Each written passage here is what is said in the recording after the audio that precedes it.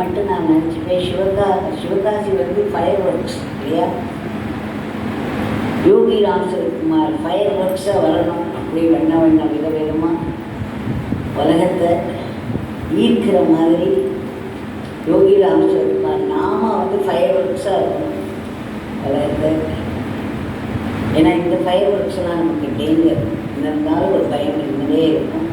ரெண்டாவது கொஞ்ச நாள் போயிடும். ஆனால் யோகி ராம் சரத்குமார் நாம ஃபயர் ஒர்க் இல்லையா, அது வந்து இட்டர்னல், எப்போவும் நிரந்தரமாக இருக்கக்கூடியது. அந்த நாம தீ இருக்கே, அது வந்து நம்மக்கிட்ட இருக்க வேண்டாத விஷயங்கள்லாம் எரிக்கக்கூடியது. அந்த எரிக்கும் பொழுது எரிக்கிற வலி கூட நமக்கு தெரியாது. நம்ம அறியாமலேயே நம்ம எவ்வளவு சுத்தமாக இருப்போங்கிறது நமக்கு எப்படி தெரியும்னா, நம்மளுடைய சிந்தனைகள்லாம் மாறினே வரும். எதை பார்த்தாலும் நமக்கு பகவானை பற்றின கனெக்டடாக ஏதாவது தெரியும், இல்லை ஒரு பெரிய பெரிய உண்மை தத்துவங்கள்லாம் நம்ம மனசுக்கு வருமே வேண்டி நம்ம ஒரு கீழான நோக்கத்தோடு எதையுமே பார்க்க முடியாது. நடக்கிற எந்த ஒரு நிகழ்ச்சிக்கும் ஒரு கீழான விளக்கங்கள் நம்மளால் கொடுக்க முடியாது. அந்த மாதிரி நம்மளுடைய மனசு வந்து மேலே மேலே போயிட்டே இருக்கிறது இல்லையா. அதுதான் வந்து நம்ம எவ்வளோ மேலே ஆன்மீகத்தில் முன்னேறி பார்க்கலாம். எந்த ஒரு விஷயம் நடந்தாலும் அதை வம்பா பேசுகிறோமா, இல்லை அதை வந்து இறைவனுடைய ஏதோ ஒரு லீலையாக பார்க்குறோமா, அதை பற்றி ஒரு வசதியான ஒரு விளக்கம் நம்ம மனசில் தோன்றதா, இதுலேருந்து நம்ம எங்கே இருக்கோம்னு தெரிஞ்சுக்கலாம். கடவுள்கிட்ட எவ்வளோ நெருக்கமாக இருக்கோங்கிறது தெரிஞ்சுக்கலாம். திரும்ப சுவாமிகிட்ட என்ன சொல்லாருன்னா, எத்தனை எந்த ஒரு நிகழ்ச்சியும் பார்த்த உடனே ஒரு உயர்ந்த எண்ணம் மனசில் வருதோ அத்தனை நம்ம இறைவன்கிட்ட நெருக்கமாக, எத்தனை நம்ம ரொம்ப பேசணும். ஏதோ ஒரு பெரிய விஷயத்தை கூட வம்பாக்கிக்க முடியும் இல்லையா. இந்த மனசை இந்த மாதிரி ஒரு லீலை பண்ணும் மனசுக்கு லீலா வினோதம் தான். அதனால் நம்ம ஒரு உயர்ந்த சிந்தனையோட உயர்ந்த விளக்கங்களை மட்டும் நடக்கிற எல்லா நிகழ்ச்சிக்கும் நம்ம மனசு கொடுக்குற மாதிரி நம்ம மனசை நம்ம சுத்தம் பண்ணிக்கணும். அதில் நாம் ஒரு பெரிய வேலையை செய்யறது, வேண்டாத விஷயங்கள் மனதிலேருந்து எரிச்சிடுறது. நம்ம யாராவது வந்து வீண் மம்பா பேச ஆரம்பிச்சு கூட உடனே மனசு ஒரு எச்சரிக்கை வரும். இதெல்லாம் நமக்கு தேவையா, இந்த நேரத்தில் ஒரு 4 நாம சொல்லலாமே அப்படின்னு தோணுச்சுன்னா நீங்கள் வசந்தன் வரீங்கன்னு இல்லையா. அதனால் நாமந்தான் நமக்கு கிடைச்ச ஒரு பெரிய பொக்கிஷம். ஒரு கடலில் வந்து மூழ்கின்னு இருக்கிற ஒருத்தனுக்கு ஒரு கட்டை கிடைச்சதுன்னா, ஒரு மரக்கட்டை கிடைச்சதுன்னா அதை எப்படி பிடிச்சின்னு வருவானோ அந்த மாதிரி நம்ம துன்பங்கள் நிறைஞ்ச வாழ்க்கை இது இல்லையா. ஆனால் எத்தனை துன்பங்கள் இருந்தாலும் நம்ம மனசு இந்த வீட்டை விட்டு வாங்கினா வருவீங்களா, ஆசிரமத்துக்கு வந்தால் கூட அங்கே வீட்டில் என்ன பண்ணிட்டு இருக்காங்களோ என்ன பண்ணிட்டு தானே வாழ்க்கை. ராமகிருஷ்ண பரமஹம்சர் சொல்கிற, ஒட்டகம் வந்து முள்ளுச்செடியை சாப்பிடணும். அந்த முள்ளுச்செடியை வந்து அங்கங்கே குத்தி ஒரு ரத்தமாக வருவோம் ஆயிரம். அப்போ கூட அந்த முள்ளுச்செடியை ரசித்து சாப்பிடணும். அந்த மாதிரி நம்ம சம்சார சாகரத்தில் மாட்டின்னு இருக்கோம். அத்தனை விதமான பிரச்சனைகள் நாலாப்பக்கமும் நம்மளை தாக்குறது. அத்தனை துன்பங்களுக்கு இடையிலையும் நம்மளுடைய ஆசா பாசங்களை நம்ம உறவுகள் இல்லையா. அந்த ஆசா பாசங்கள்லாம் கொஞ்சம் கொஞ்சமாக குழந்தைகள்லாம் முன்னுக்கு வர ஒரு மேலே ஒரு நிலைக்கு வந்த பிறகு கொஞ்சம் மெல்ல அதிலேருந்துலாம் விலகி இறை சிந்தனையிலையும் இறை நாமத்திலையும் நம்ம ஈடுபட ஆரம்பிக்கணும். வாழ்க்கையோட நோக்கமே அது. நம்ம வந்து இந்த உலகத்திலேருந்து பிரித்து இறைவனை நினைக்க வைக்கிறதுக்கு தான் சாமி திரும்பத்துன்னு சொல்லுவோம். கடவுள் தான் வாழ்க்கை லட்சியம். ஆனால் நீங்கள் நாமத்தை சொல்லும் பொழுதெல்லாம் அந்த லட்சியத்துக்காக வாழறீங்க. சாமி சொல்வார், நாமத்தை சொல்லும் போது நம்ம கடவுளையே வாழ்கிறோம். we are living in God. அதனால் நாமத்தை சொல்கிற நேரமெல்லாம் புனிதமான நேரம். அந்த வாழ்க்கையினுடைய பயன் நமக்கு கிடைக்கிற நேரம். அது நாமத்தை நம்ம பெருக்கிட்டே இருப்போம். நாம வந்து நம்ம மனசு அலர்ஜியாலும் சரி, அலையினாலும் சரி, நமக்கு நம்பிக்கை இருந்தாலும் சரி, நம்பிக்கை இல்லைனாலும் சரி, பக்தி இருந்தாலும் இல்லைனா சரி, எல்லாமே கவலையப்பட வேண்டாம். நாமத்தை சொல்லிட்டே நாக்கு சாமிக்கிட்ட ஒருத்தர் வந்தார். அவர் சொன்னார், நீங்கள் நாமத்தை சொல்லுன்னு சொல்கிறீங்க, நாங்கள் நாமத்தை சொல்கிறோம், ஆனால் அப்புறம் மனசு எங்கேயோ அலைய ஆரம்பிச்சிருக்கு. அப்புறம் மெக்கானிக்கலாக நாமத்தை சொல்லி என்ன பிரயோஜனம்? எப்போ பார்த்தாலும் அலைஞ்சிட்டே இருக்கு, அது சாரி மனசு அலைஞ்சிட்டே இருக்கு அப்படிங்கிற ஒரு பட்டுன சாமி சொன்னேன். நாங்கள் உட்காந்து அந்த நேரத்தில் நாக்காவது அலையாமல் இருக்கு இல்லையா? சாமி நாக்கு அலையாமல் இருக்குன்னா நம்ம நாக்கு அலையிறதுன்னு எப்படி அலையிறது? இவங்களை பற்றி அவங்கள பற்றி பேசுறது, வேண்டாத விஷயங்கள் அரசியல்னு வச்சுருந்தாங்க மணிக்கணக்கில் பேசியிருக்கோம்.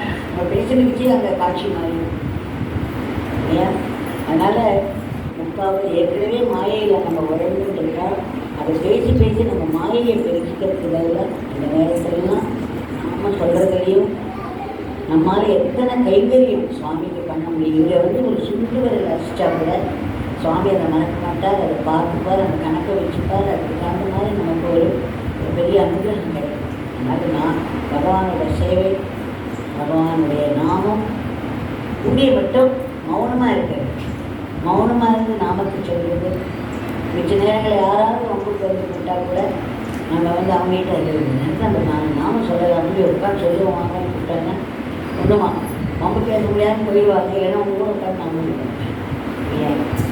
அதே மாதிரி அத்தனை பேரும் சேர்ந்து இந்த ஆலயத்தில் சொல்லும்பொழுது ஒரு நாமத்தை நம்ம ஆலயத்தில் சொல்லிச்சு அது நம்ம இழந்த சக்தியை வேறு புரிய ஒரு பெரிய சக்தி எழுதும். இந்த ஆலயத்துக்கு நம்ம பகவானுக்கு அவ்வளோ பூஜை பண்ணுறீங்க. அதனால் இந்த இடத்தோட சக்தி நம்ம சொல்ல நாமத்தை செய்யணும். அதான் இந்த நாமத்தில் இந்த ஆசிரமத்தில் இது ஒரு ஆலயத்துக்கு நம்ம நாமம் சொல்லும்போது நம்முடைய காரியம் குறித்து சீக்கிரம். இப்போ தான் சொன்னேன், உமாவிட்ட சொன்னேன், நாங்கள் சாமிக்கிட்ட கொண்டு போய் ஒரு காணிக்கையை வைக்க போன போது இந்த காணிக்கையெல்லாம் பணத்தை கொஞ்சம் தள்ளினார். இந்த காணிக்கையெல்லாம் இந்த பிச்சைக்காரனுக்கு வேண்டாம், இந்த கோட்டியாக நாமம் கொண்டு வரும்.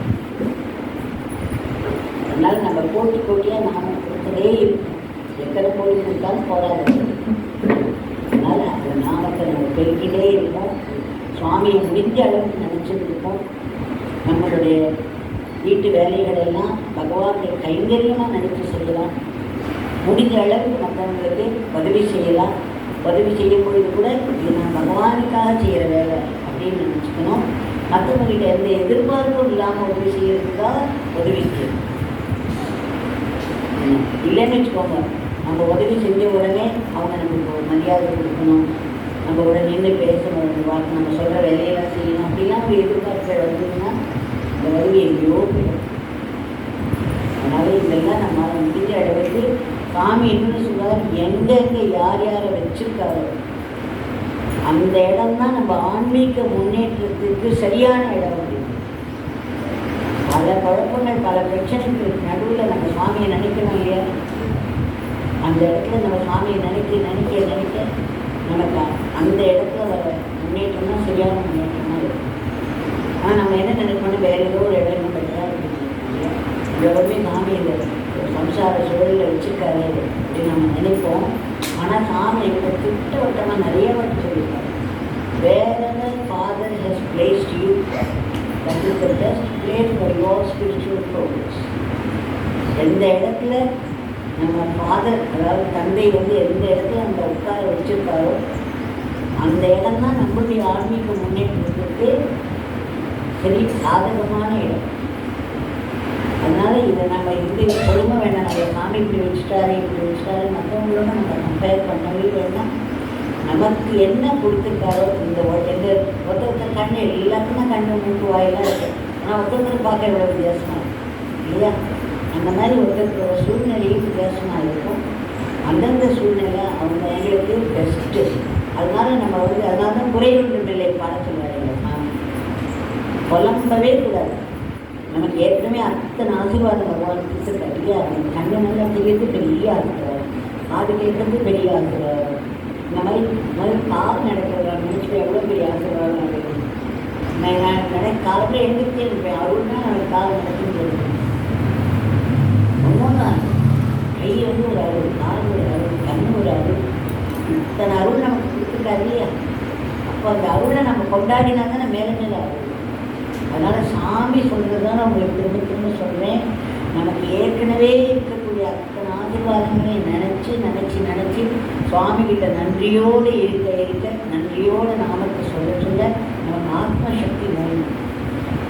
அத்தனை வசதிகளுக்கு ஆசீர்வாதம் இருந்தால் கூட எதையாவது ஒன்று நினச்சி குறைப்பட்டு இது நமக்கு கிடைக்கலையே, நம்ம யார் கூடயாவது நம்மளை கம்பேர் பண்ணிட்டு நமக்கு இது கிடைக்கல பற்றியா இது கிடைக்கல பற்றியா குறைப்பட்டுட்டே இருந்தோன்னா மேலே மேலே குறைகள் வர மாதிரியே நம்மளோட மைண்ட் செட்டுன்னு சொல்லுவாங்க. நம்ம மனசில் என்ன இருக்கோ நெகட்டிவாக இருந்ததுன்னா அந்த நெகட்டிவ் திங்ஸ்லாம் அட்ராக்ட் பண்ணும். நம்ம மனசில் வந்து ஒரு சுவாமிகிட்ட ஒரு நன்றியும் ஒரு பக்தி இருந்ததுன்னா அந்த மாதிரி ஒரு கூட்டுறவு. அதனால் கூடிய மட்டும் அந்த மாதிரி வேண்டாத எதிர்மறை எண்ணங்களுக்கெல்லாம் இடம் கொடுக்காம அந்த இடத்துலலாம் நாமத்தை வச்சு நினைப்புங்க. பக்தியிலேயே நினைக்க வேண்டாம், ஃபெய்த்திலேயே நினைக்க வேண்டாம், நாமத்தை நினச்சி முடிஞ்ச அளவுக்கு உதவி செய்யுங்க. செய்கிற உதவியெல்லாம் நான் பகவானுக்காக பண்ணுறோம். சமைக்க செய்ய எவ்வளோ பெரிய அது ஒரு பெரிய தப்பசாக இருக்கலாங்க. நான் பகவானுக்காக சமைக்கிறேன்னு நினச்சி ஒரு சென்டென்ஸ் ஒரு வாக்கியம் பெரிய தப்பசாக மாற்றிக்கிறேன். வீட்டை பெருக்கி தொடச்சிங்கன்னா சாமி உங்கள் ஆலயத்தை நான் தொடக்கிறேங்கிற பாவத்தை பண்ணிட்டீங்கன்னா அதுக்குரிய பலன் அப்படியே வந்துடும். ஏன்னா இது மானசிகத்துக்கு பலன் ஜாஸ்தி. அதனால நமக்கு கிடைச்ச வாழ்க்கையை நம்ம பெஸ்ட்டாக மாற்றிக்கணும். அதுலேயே நமக்கு பலவிதமான சந்தர்ப்பங்கள் வரும், நல்ல சந்தர்ப்பங்கள் வரும் நம்மளோட ஆன்மீக முன்னேற்றத்துக்கு. அதனால் நம்ம வாழ்க்கையை பற்றி குறைப்படாமல் இருக்கிற நிறைவுகள் எல்லாம் மனசில் திரும்ப கொண்டு வந்து அது ஆசீர்வாதமாக நினச்சி குறை ஒன்றுமே இல்லை இதே பகவான் நிறைய செஞ்சிருவான் அப்படிங்கிற ஒரு நினைப்போடு நமக்கு கிடைக்கிட்டே இருக்கும். முடிஞ்ச அளவுக்கு எல்லாத்தையும் கைவிரையும்